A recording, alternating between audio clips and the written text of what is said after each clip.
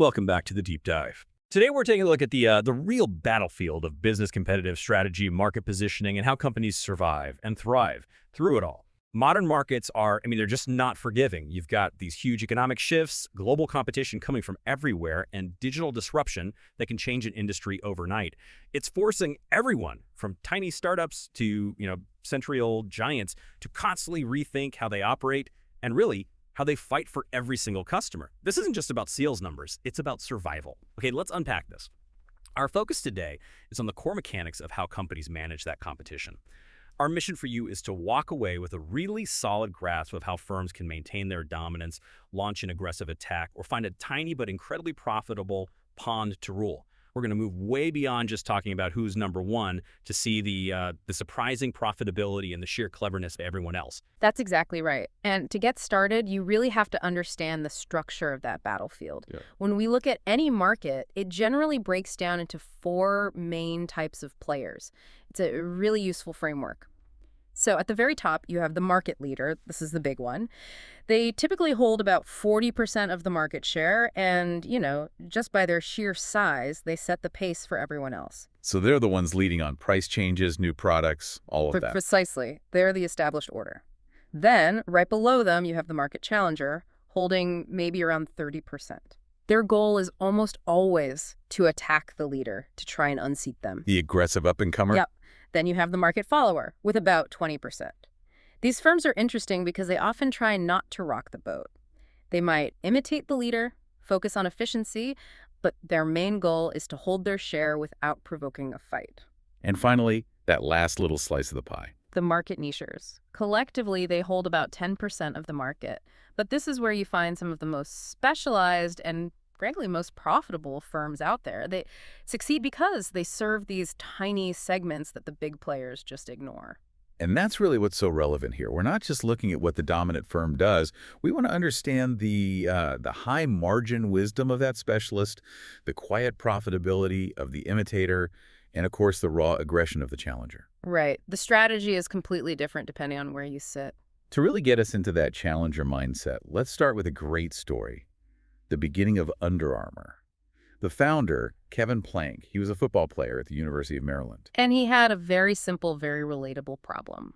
He hated how his cotton T-shirts got completely waterlogged and heavy with sweat during practice. It's one of those things that seems obvious in hindsight, isn't it?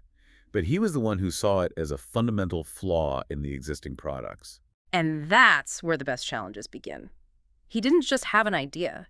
He took $500, worked with a tailor, and made 7 prototypes of these snug, moisture-wicking shirts. He proved this new fabric could solve a critical problem for athletes. And their launch wasn't subtle, was it? Uh-huh. Their early ads were so intense. I remember that famous "We must protect this house" commercial. It felt like a declaration of war against the big guys, against Nike. It was a declaration of war. It signaled that a serious, authentic, performance-focused challenger had arrived. They were audacious. They started by owning that niche, the compression apparel space, and then they expanded into cleats. And then came the running shoes in 2009. The Apparition, the Revenant. That felt like a major escalation. A huge escalation. That launch, themed Athletes Run, wasn't just about selling shoes. It was a strategic move to break out of team sports and go after the massive women's demographic. That's what put them in a full-on direct assault against Nike and Adidas. It shows that a challenger can't stand still. You have to keep finding new fronts to attack if you ever want to climb that ladder. Absolutely. The mandate for a challenger is constant aggressive expansion. Okay, so let's shift gears and look at the view from the top. What does the market leader have to do? For a firm that's already at the top, the mandate is it's straightforward but incredibly demanding. Stay there. Long-term, sustained leadership. It means they're under constant pressure to lead across the board. Price changes, new products, distribution, promotion. They have to set the pace. They have to set the tone for the entire industry. Think about Microsoft and software, Gatorade and sports drinks, McDonald's, Visa. These companies don't just react to the market, they actively shape it. But that leadership isn't guaranteed, is it? I mean, Xerox is the classic example. Their name literally became a verb for copying. Exactly. And they face this existential threat from intense competition and the shift from analog to digital. They were dominant, but they had to fundamentally transform. Their strategic move was to shift away from just selling hardware. And focus on services. Document management, ink, toners, things with recurring revenue. annuity-like revenue. It was a proactive transformation that was absolutely necessary to stay on top. You have to be vigilant. And that vigilance isn't just about defense. The leader has to actively expand the market. Why is that so important? Because the dominant firm benefits the most when the total market grows. If you're Heinz and you own most of the ketchup market, convincing people to put ketchup on their eggs means you capture the lion's share of all that new volume. So you're not just fighting for a bigger slice of the pie, you're trying to make the whole pie bigger. That's the perfect analogy. And this expansion happens in two main ways. First, you find new customers. Okay. And there are three strategies for that. There's market penetration, which is just getting people who might use the product to actually start using it. Then there's the new market segment strategy. Targeting people who have never used it at all. Right. And finally, geographical expansion, taking the product to new places. Starbucks is a master at this, aren't they? They're not just opening cafes. Not at all. It's a multi-pronged attack. You have the retail stores, yes, but also whole bean coffee in supermarkets, bottled frappuccinos through joint ventures, premium ice creams. They even acquired Tuzzo tea. It's a comprehensive strategy to make sure the brand touches every possible customer in every possible way. The second path to expansion is getting your existing customers to use more of your product. More usage. The simple way is to just boost the amount they use, bigger package sizes, making impulse buys like soda more available everywhere. But the cleverer way is increasing the frequency. Much cleverer. You can show them new opportunities to use the product. Clorox did this brilliantly, stressing all the ways you can use bleach beyond just laundry. Sanitizing surfaces, cleaning the kitchen. Giving people more excuses to reach for the bottle. Exactly. Or you can tackle misperceptions. Gillette's colored stripes on their razor cartridges are just genius. The ones that fade over time. Right. It's a physical, non-verbal cue that tells you, hey, it's time for a new one. It increases the replacement frequency without them having to shout about it in an ad. And then there's finding entirely new uses for a product. Arm & Hammer is the textbook case here. It really is. Baking soda was a struggling product until they discovered that people were putting an open box in their fridge to absorb odors. And they didn't ignore it. They leaned into it. They launched a massive campaign promoting that specific new use. And that single idea odor absorption allowed them to expand the brand into toothpaste, deodorant, laundry detergent. It all came from listening to how their customers were actually using the product. Okay, so that's proactive expansion. But what about defense? What happens when a challenger comes knocking? The best response to competition isn't just to fight back, it's continuous innovation. The market leader has to be the one developing new products, improving services, cutting costs. You build a fortress of value that's just too hard to attack. And this requires a certain mindset, doesn't it? The source material distinguishes between a few types of marketing. Yes. There's responsive marketing, which is just filling a stated need. A step up is anticipative marketing, looking ahead to what people might need soon. But the highest level is creative marketing. That's where you discover solutions customers didn't even know they wanted. Like the Sony Walkman. No one was asking for a portable cassette player without a record function. The engineers thought it was a terrible idea. But they were creative marketers. They were proactive and market driving. So it's about shaping the market, not just reacting to it. It is. No. And that requires a couple of skills. One is responsive anticipation. Seeing the writing on the wall, like IBM did when they shifted from hardware to services before it was too late. And the other is creative anticipation. Right. Devising something totally new, like PepsiCo's H2OH, that hybrid soft drink and water. They didn't wait for a trend. They created a new category. Proactive firms have to be built for this, willing to take risks, flexible, not bureaucratic. So even with all that innovation, you still need a formal defense plan. The sources lay out 6 specific strategies. 6 classic strategies, yes. And it's important to note that none of them are just about cutting prices. They're about building a structural advantage. Okay, what's the first one? Position defense. This is the simplest and maybe the most powerful. You occupy the most desirable mental space in the consumer's mind. P&G are masters of this. Tide means clean. Crest means cavity prevention. Pampers means dry. You've got it. They own that single benefit. Second is flank defense. You erect outposts to protect a weak spot or support your main brand.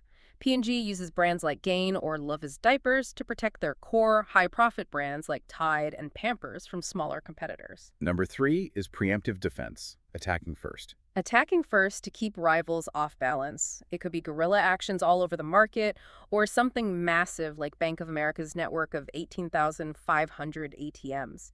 The sheer scale of it signals to competitors that a full-on attack would be incredibly expensive and probably futile. This also includes the controversial idea of vaporware, right? Announcing products that aren't ready yet.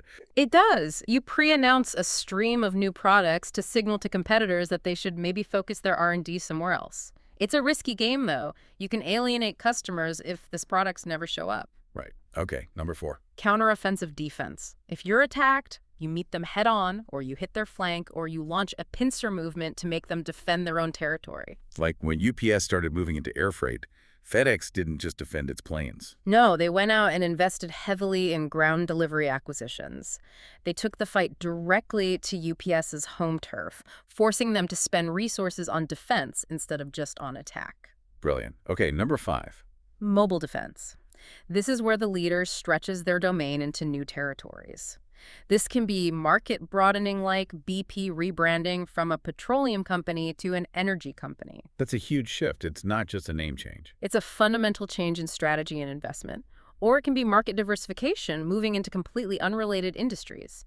Think of tobacco companies buying food and beverage companies as smoking declined. And the last one is a bit counterintuitive. Contraction defense. Or strategic withdrawal. Sometimes a company realizes it just can't defend all of its territory. So you give up the weaker markets and reassign all those resources to your stronger core businesses. Sara Lee did this when they spun off Hanes to focus purely on their food business. It's a recognition that you can't be everything to everyone, even if you're the leader. Especially if you're the leader. Focus is critical. Let's move on to the art of the attack. We're talking about the market challengers and followers now. Right. The firms ranked second or third. They face this critical choice: attack as a challenger or play it safe as a follower. And the challengers, well, they often have incredibly high aspirations. We've seen them succeed. Toyota overtaking GM, Lowe's putting incredible pressure on Home Depot. AMD chipping away at Intel. The challenger's whole mentality is about finding the leader's weak spot, their Achilles heel. The Sobe beverage brand is such a great case study of this.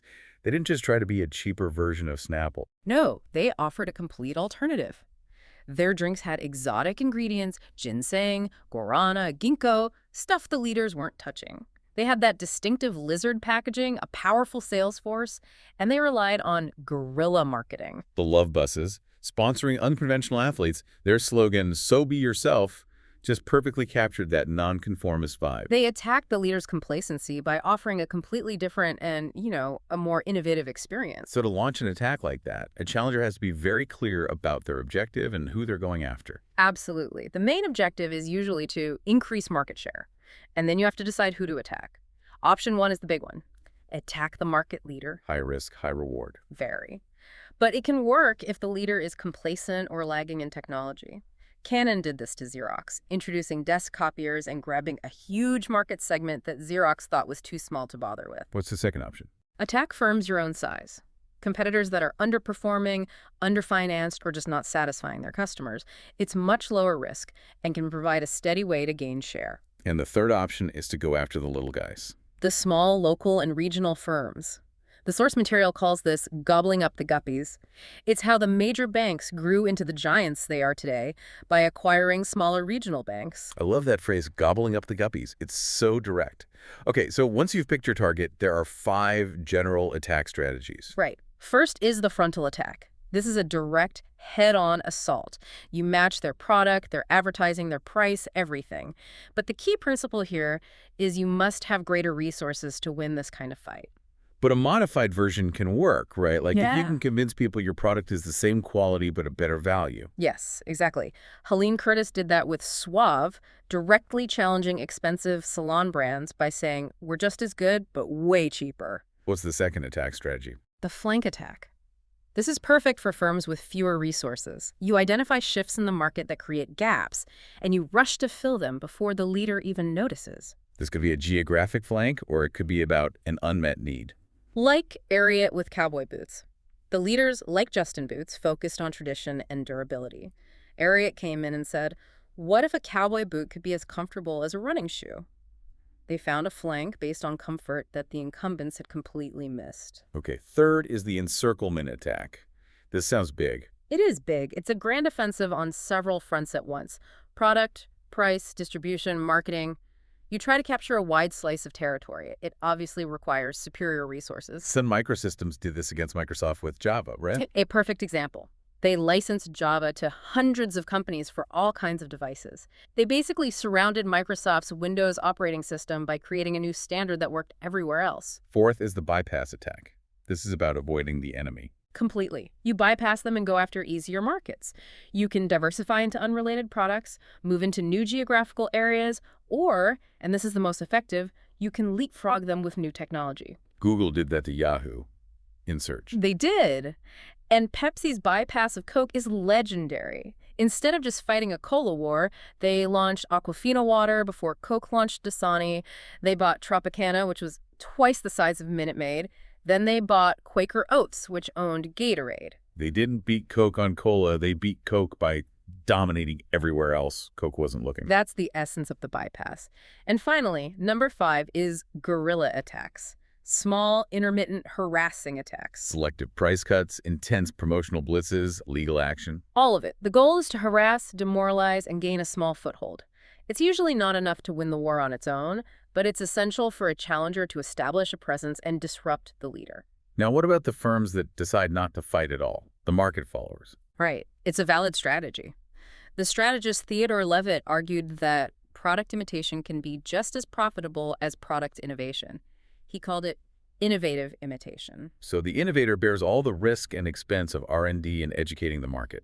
And the follower can just copy or improve on the idea and achieve high profits without that massive upfront investment. It's a very efficient path to profitability. And we see this work. S&S Cycle, for instance. They make high-performance engines and parts for Harley-style bikes.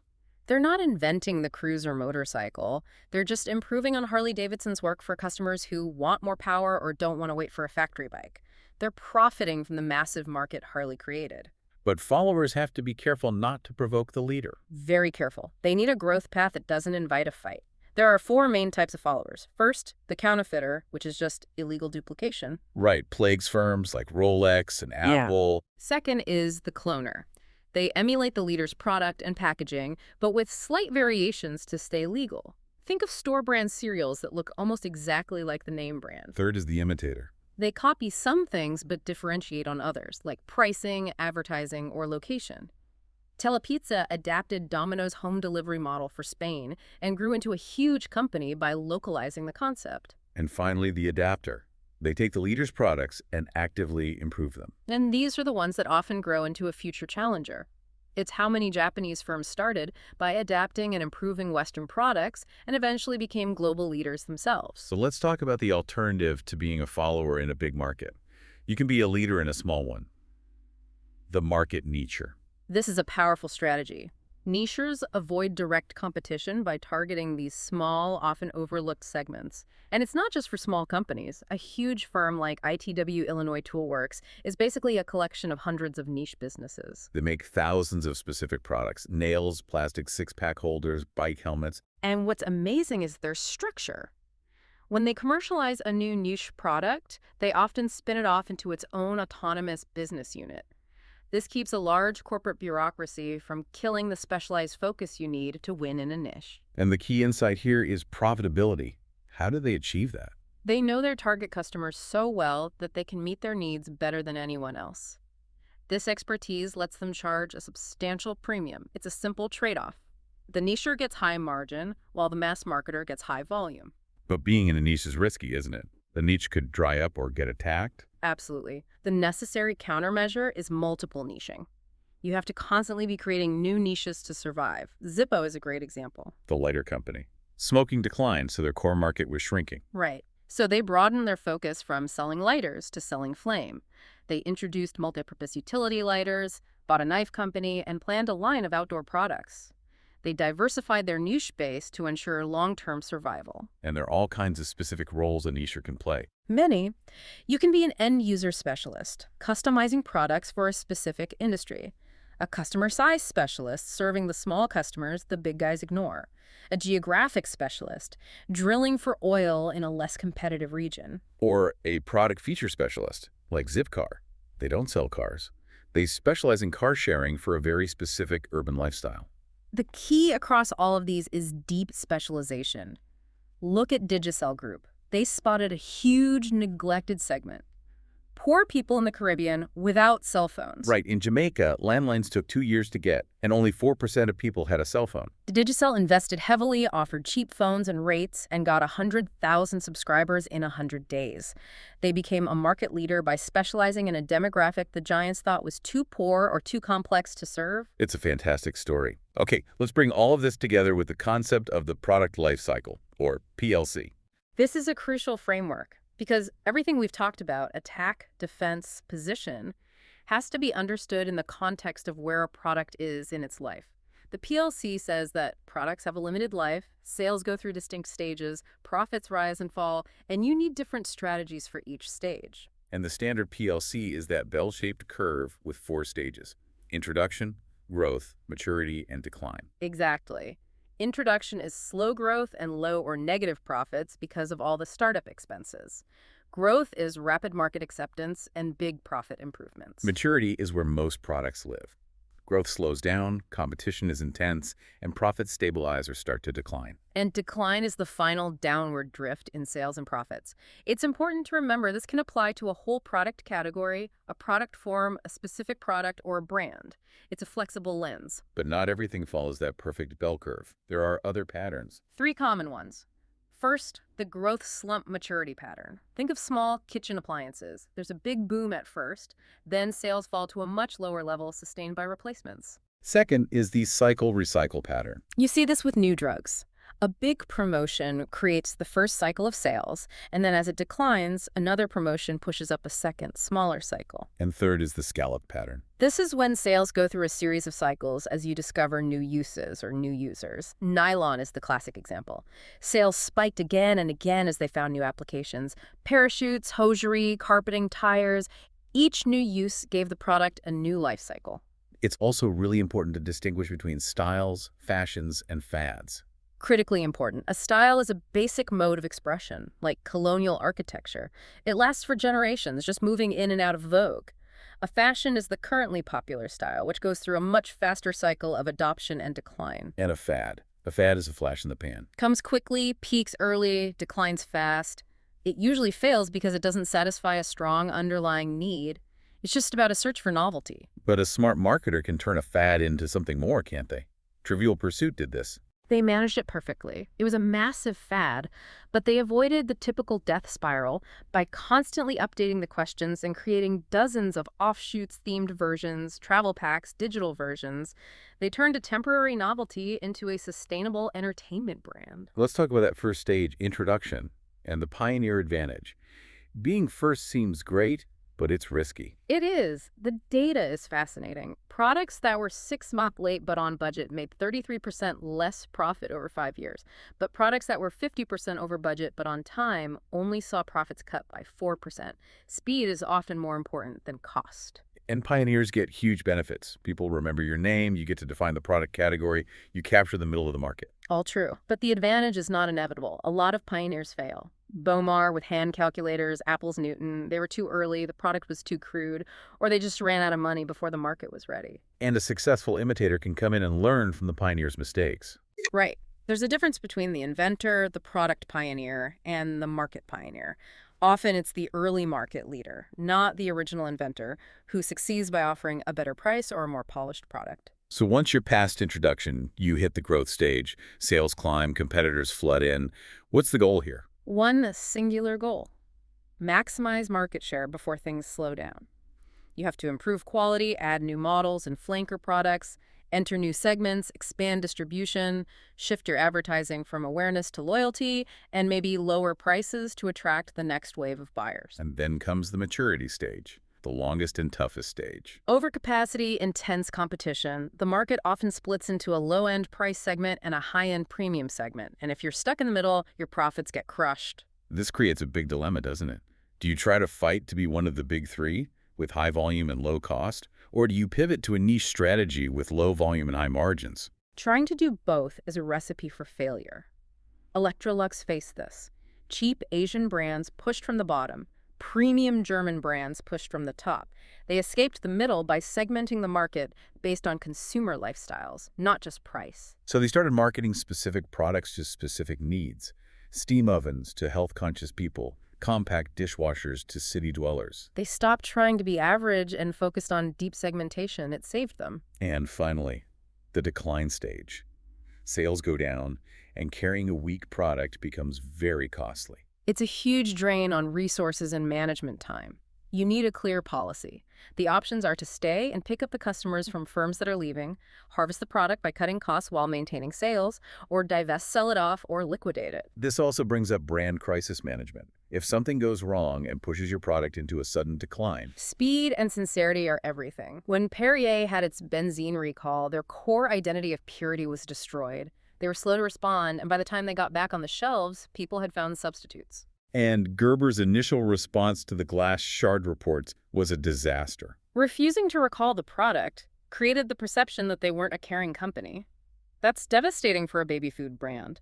They only recovered after a massive, sincere course correction. Okay, for our final section, let's talk about marketing when the whole economy takes a downturn. A critical topic, because everything we've discussed changes when customers and companies are under financial pressure. Suddenly, every marketing dollar has to be justified. The first guideline is surprising. Explore the upside of increasing your investment. It's counterintuitive, but decades of evidence suggest that firms willing to invest strategically during a recession often come out stronger, especially if you have a new product or a weakened rival. General Mills did this right. They increased marketing spend during the 2009 recession. By 16%, and their revenue grew by 8%. They capitalized on the simple fact that people were eating at home more. Sainsbury's in the UK did something similar with their Feed Your Family for a Fiver campaign, the right message at the right time. Guideline 2. Get closer to your customers. Their behavior changes dramatically in a downturn. You have to understand what they're thinking and doing. Are the changes they're making temporary coping mechanisms, or are they permanent shifts in behavior? Old Navy realized this and refocused its message from trendy young people to budget-conscious moms shopping for the family. It was a critical pivot. Guideline 3 is to review your budget allocations. A recession is a good time to question the old ways of doing things. Exactly. Re-examine those expensive traditional marketing channels and look at more efficient digital options. Century 21 realtors, Red Robin, even dentists started using more internet marketing and personal email to connect with customers and combat the downturn. Guideline 4. Put forth the most compelling value proposition. And this doesn't just mean cutting prices. No, that can destroy your brand long term. It's about increasing and clearly communicating the total value, financial, logistical, and psychological. Like GE with their expensive washer and dryer set. They stopped advertising it as a luxury and started talking about how it saves you money on soap, water, and by extending the life of your clothes. They turned a high-ticket luxury item into a sensible long-term investment. P&G did this too, with a very surgical approach. They only cut prices where they had to, but they ran ads highlighting the value of their premium brands, like Olay being as effective at half the price of prescription alternatives. And the final guideline is to fine-tune your brand and product offerings. You need to have clear differentiation between your brands and sub-brands. This allows customers to trade down within your portfolio instead of leaving you entirely. Armani is the example here, with their 3 tiers. The high-end Giorgio Armani, the mid-tier Emporio, and the accessible AX Armani Exchange. The lower tiers can pick up the slack in tough times without diluting the prestige of the main brand. It's why value-driven companies like McDonald's and IKEA often thrive in recessions. And sometimes unexpected products become winners. Spam sales soared because it's affordable and doesn't need refrigeration. It was, as they said, meat with a pause button. This has been an incredible map of the competitive battlefield. We've seen that market leaders have to innovate constantly, challengers have to be creative and selective, and nichers win through deep specialization. And what really comes through is that smart marketers see any crisis, a product decline, a recession as an opportunity to invest, to get closer to customers, and to really sharpen their value proposition. Complacency is the only thing that's truly fatal, no matter how big you are. What's so fascinating to me is that connection between the product life cycle and how a whole market evolves. The paper towel example is perfect. It didn't just mature and die. It kept reinventing itself, more absorbent, stronger, and then it evolved into a whole new category of surface-specific wipes. It shows that the goal is to evolve the market around your product, not just let your product be defined by the market. It's a proactive stance. Absolutely. And, we always celebrate the bold first mover, the pioneer. But we saw today that so many pioneers fail. And it's often the second mover, the fast follower, who succeeds by learning from those mistakes, improving the product, or just using their market power more effectively. It's a crucial distinction. Being first isn't the same as being best. And that raises a really important final question for you to think about. Pioneer status gives you the glory and the chance to define the market, but at immense risk and cost. Being a later mover is safer and lets you learn from others, but maybe limits your ultimate potential. So when should a company choose the high risk of being a pioneer versus the safer but still potentially high payoff strategy of being an aggressive, innovative adapter? What stands out to you about that fundamental risk trade-off?